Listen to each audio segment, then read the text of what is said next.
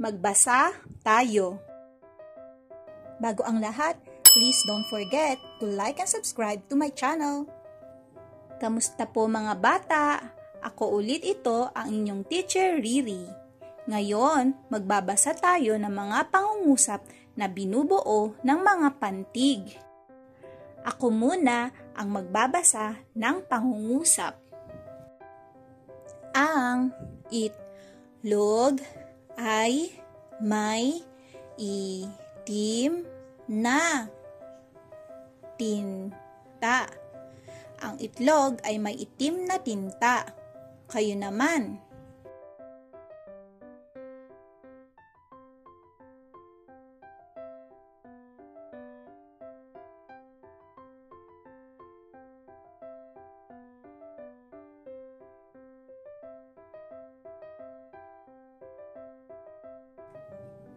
Si Pedro ay nagdidikit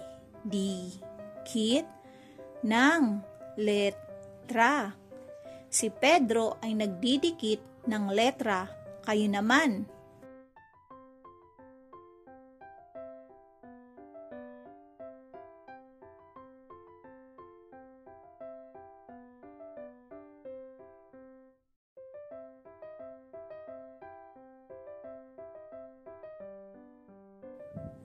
Ang mga bata ay nagsusulat ng liham.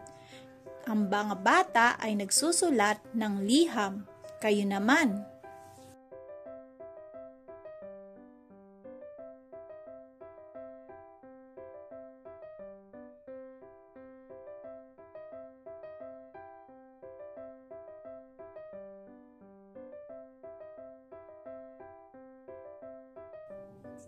Mayroong mga ibon sa langit.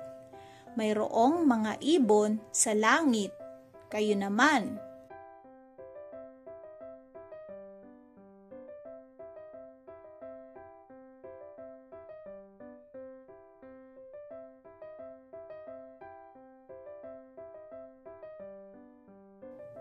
Ang inahin ay nag-iingay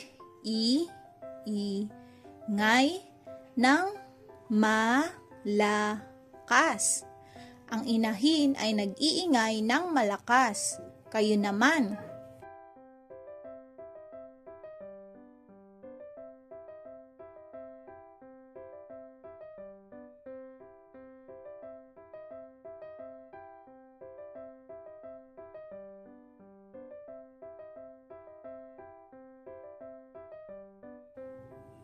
Ang mga bata ay nagtatapon ng basura.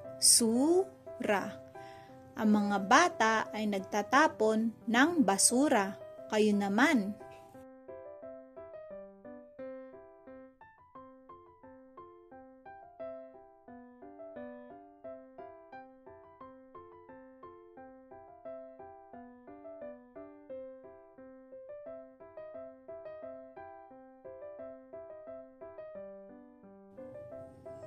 Ang bata ay nag-aaral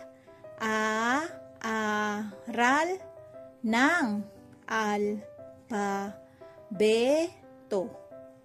Ang bata ay nag-aaral ng alpabeto.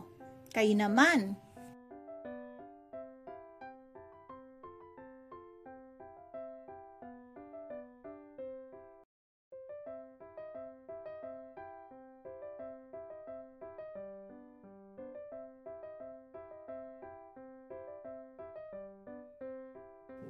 Si Ana ay nag-aaral ng mga titik. Si Ana ay nag-aaral ng mga titik. Kayo naman.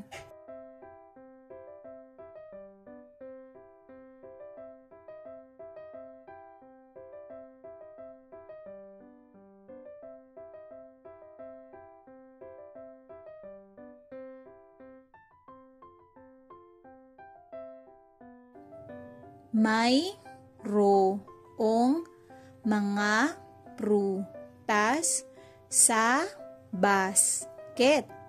Mayroong mga prutas sa basket. Kayo naman.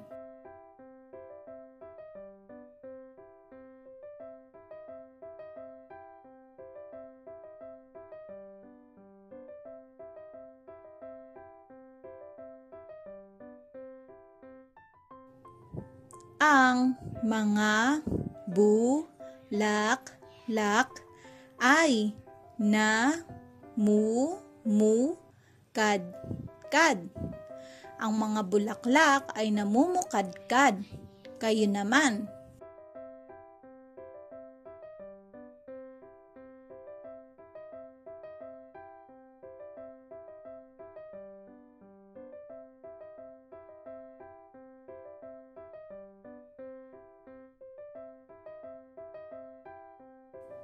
Ang mga itik ay naglalakad sa bukid.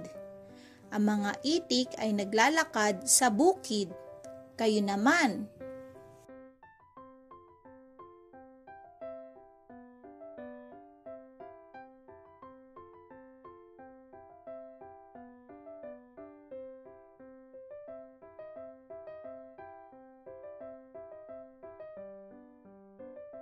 Good job mga bata! Huwag niyong kakalimutang mag-practice pa magbasa at subaybayan niyo ulit ang mga susunod ko pang video para matutunan niyo ang iba pang aralin. Maraming salamat at hanggang sa muli, paalam!